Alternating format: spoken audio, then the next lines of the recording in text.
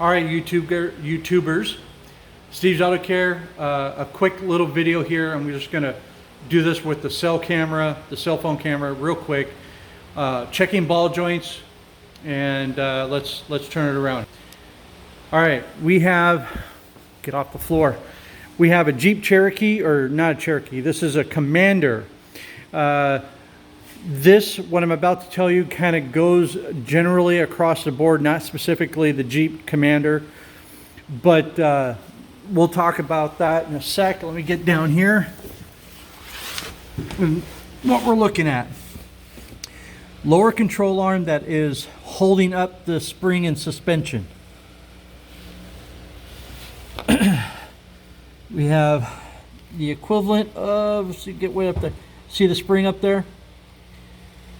That's on the strut arm or strut. So the lower control arm is holding the suspension up. That's important when deciding how to check ball joints.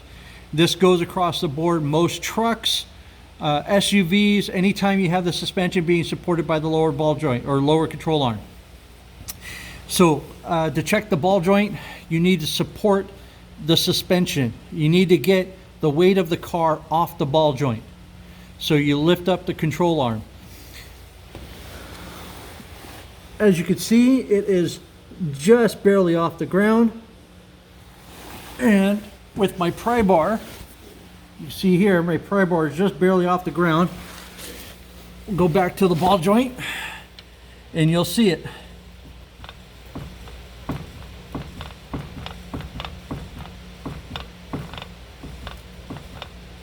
Let's see if I can zoom in on it. Come on.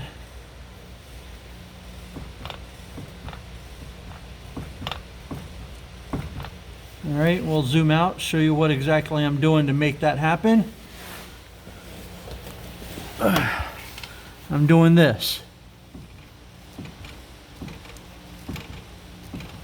Okay, so with taking the weight off the ball joint, it allows the knuckle or spindle assembly to droop down or fall. And if there's any play inside the socket of the ball joint, that's where you get your fall. So technically that is where, zoom in so you can see what I'm talking about. When I lift up on it, that's where the ball joint is supposed to be. When you take the weight off it, it droops down and falls down. So that's how you check your ball joints on this type of suspension, a suspension that is supported by the lower control arm. All right.